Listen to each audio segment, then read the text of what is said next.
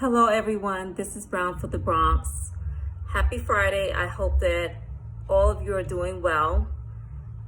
So I have some concerns. To be honest with you, I am terrified, and let me explain why I am terrified. With everything that's going on and people, coming up against NYPD, this backlash, this negative backlash that NYPD is getting, it's making me feel, unsafe and uncomfortable in my neighborhood because we're dealing with a lot. And I don't come from, a high-end neighborhood. I live in a low-income neighborhood where there's constant gun violence, robberies, sexual assaults, just we're dealing with a lot. Food insecurities, slumlords. We're also dealing with, mental health crisis, homelessness. It's just so much that one person can take. And I do worry about the youths. I worry about the senior citizens. I'm the tenant leader in my neighborhood. So when I have senior citizens coming to me concerned about their safety. They're worried that if they go outside to the supermarket, they're afraid of a bullet, being hit by a stray bullet. I mean, this is how bad it is in the community. And, with everything that's going on, we need NYPD. We are going through so much, and it's affecting us, mentally, physically, and emotionally. And sometimes I often ask myself, what are the officers going through, mentally? I mean, they're dealing with a lot. And I have to say this, not all cops are bad. It's the corrupt cops that make the good ones look bad. But why should we hold all police, accountable because of one person or a few bad apples' actions? And, I've heard people mention that they want to abolish NYPD. That's not a good idea. It's not.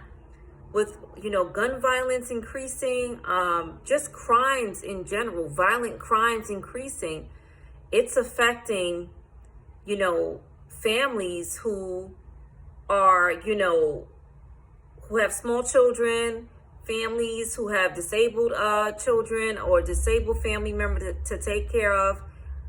It just wouldn't be wise. I often find myself, home in the nighttime staring at my door because, one, I don't want somebody breaking into my home. I am a mother. Two, I don't want a stray bullet coming into my home because it's literally like the wild, wild west. I don't want to abolish NYPD. However, I do think that we should have, more programs invested into underserved communities. I do think that we need to foster some type of relationship with NYPD. Regardless of how we feel, we need to build that trust again. And I think that without that trust, it's like we're going to continue to have discord with NYPD. We have to try with them, and they have to try with us. It's just that more and more, it just breaks my heart to see young youths, turning to, gangs and doing, illegal stuff. And it's just like, it shouldn't be that way. We have to be, the leader. We have to show them, we have to teach them. And right now, it's very few role models out there. And I also blame, the system that we have in place. It's like, okay, you take programs away from us. You don't invest enough into our communities. So what do you expect our people to do? You keep taking from us. And what do we have left? The only thing we have left to turn to is just, I guess each other, right? And most of the people that they're turning to are not good people. And I'm not saying they're all bad, but they're just misled. They're not being, educated. They're not doing anything constructive for their community. So it just really, really breaks my heart to see children, families, senior citizens, just people in general feel uncomfortable. Like I felt uncomfortable just walking in my neighborhood because, it's like I have to watch over my shoulders just to make sure that, no one is not coming up behind me. So we shouldn't have to live like that. We're already battling, anxiety, depression, anger.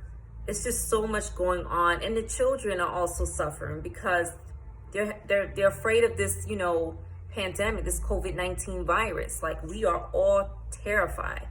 I strongly, strongly suggest that we get some immediate counseling for underserved communities. And I think that this should be something that's like, it should be implemented as supportive housing because we are suffering.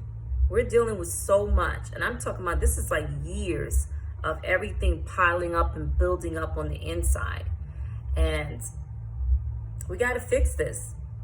We got to fix this, and we have to take care of each other. So that's what I wanted to say. That's been on my mind. It's been bothering me. It's been sitting on my shoulders. It's been like this huge dead weight just resting on me. We have to really work together. And Brown for the Bronx can do this. We can do this together with community organizers. We can start working with NYPD. We can start getting, other organizations involved. We need to just fight, because right now I feel like this is like a war. Just fight for it. Thank you. I hope that everyone is safe. Be safe out there. Please continue to social distance. Wear your mask. Think about others. Be considerate of others. And please, please do not attack the MTA workers or the bus workers. They are trying really hard. Wear your mask. Do not use force.